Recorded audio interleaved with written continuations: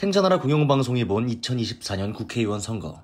원래는 2024년 국회의원 선거를 분석하고자 했습니다만 못하러 이미 4,400만이 넘는 유권자들이 죄다 한마디씩 했는데 굳이 탱자나라 공영방송까지?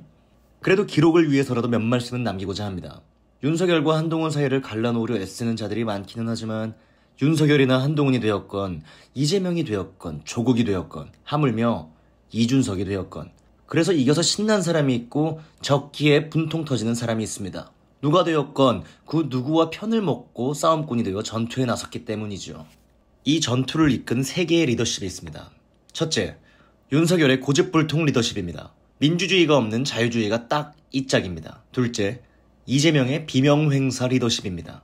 자유주의가 없는 민주주의가 딱 이 꼴입니다. 그리고는 조국의 르쌍티망 리더십입니다.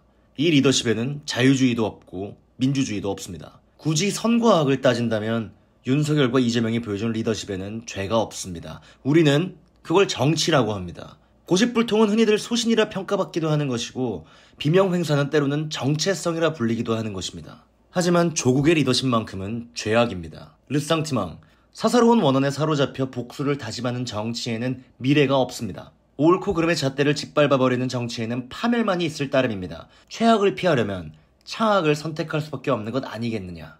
정치란 비극적 결단의 순간이고 그런 걸 민심이라고 하는 것 아니냐. 뭐 어쩌고 합니다. 단언컨대 민심이 언제나 옳은 것은 아닙니다. 생각해보세요.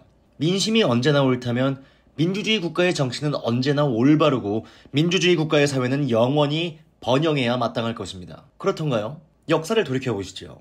실패한 민심이 수두룩합니다. 그런 게 민주주의라고요? 나아가 너보다 하나라도 많다면 너를 다스릴 권력을 장악할 수 있는 건 어제 오늘의 일이 아닙니다. 사실 역사적으로 세상을 점령하는 가장 손쉬운 방식은 우리 편의 숫자를 늘려내는 것입니다. 오늘에 들어 우리가 민주주의 하며 떠받드는 이유는 나아가 너보다 하나라도 많으면 너를 다스릴 수 있는 권력을 합법적으로 장악할 수 있기 때문입니다. 그러니 기를 쓰고 좌와 우, 동과 서, 부와 빈으로 쪼개어 내 편을 늘리는 데 목숨을 거는 게죠. 하물며 민심은 정의롭지도 않습니다. 가슴에 손을 얹고 솔직하게 이번 선거에서 누구누구에게 투표하겠다고 결심했을 때 그 선택 기준에서 정의로움은 몇 번째나 되던가요? 부인이 3번, 딸이 1번, 그리고 당사자는 2번 이렇게 일가족이 6번의 재판을 받았는데 그 6번이 모두 유죄이것만 잘못을 인정하지도 않았고 당연히 반성하지도 않았습니다. 오죽하면 재판관이 나서서 진실을 말하는 사람들에게 고통을 줬다고 했을까요? 그런 사람이 형사사건 범죄 혐의자들을 끼리끼리 불러들여 당을 만들었습니다. 12명의 당선자를 냈는데 그중 5명이 전과자의 피의자 그리고 피고인입니다. 그런데도 조국의 당을 찍었다는 사람의 80.2%가 조국의 윤리의식이 약하다는 평가에 동의하지 않는다라고 했습니다. 보세요.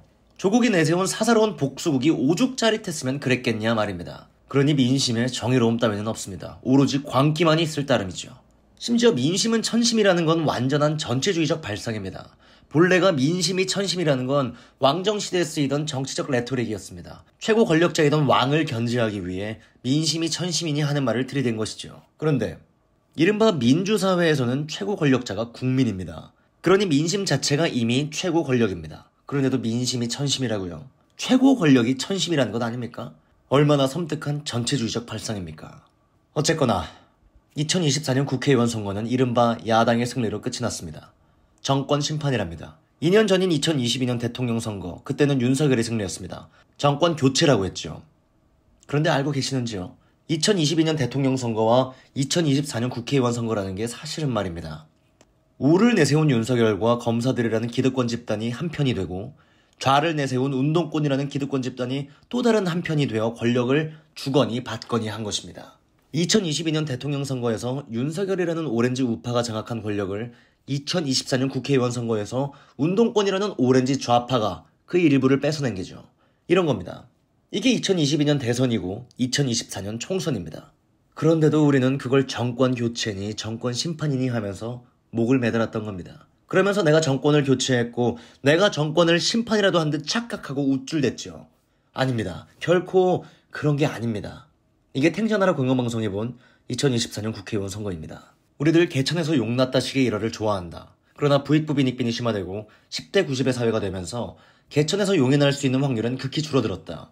모두가 용이 될 수 없으며 또한 그럴 필요도 없다. 더 중요한 것은 용이 되어 구름 위로 날아오르지 않아도 개천에서 붕어, 개구리, 가재로 살아도 행복한 세상을 만드는 것이다. 하늘의 구름 쳐다보며 출혈 경쟁하지 말고 예쁘고 따뜻한 개천 만드는데 힘을 쏟자.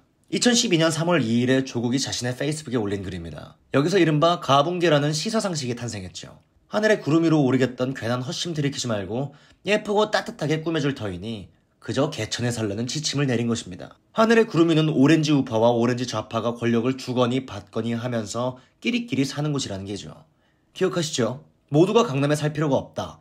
내가 살고 있어서 드리는 말씀이다. 윤석열이나 한동훈이 되었건 이재명이 되었건 조국이 되었건 2년 전에 여러분이 누구의 편이었고 이번 4월에는 누구의 편을 먹었건 이겨서 신명이 나거나 또는 져서 분통이 터진다는 여러분은 저도 모르게 가붕괴가 되었고 그래서 개천에 살라는 오렌지들의 지침에 충실했던 겁니다. 그게 2024년 국회의원 선거입니다. 그러나 우리는 그들이 개천에 가두어둘 수 있는 가붕괴가 아닙니다. 하물며 제놈들 따위가 용이라는데 그런 좀도둑에 거짓부렁에 탐욕스럽고 더러운 용도 있답니까? 개천을 온통 흙탕물로 흐려버리는 미꾸라지 같은 작자들이 용이랍시고 자처하면서 개천을 더럽히고 있습니다. 그렇습니다. 개천을 깨끗하게 가꾸며 성실하게 살아가는 가붕괴, 탐욕과 위선으로 가득한 오렌지가 아닌 생존력의 탱자.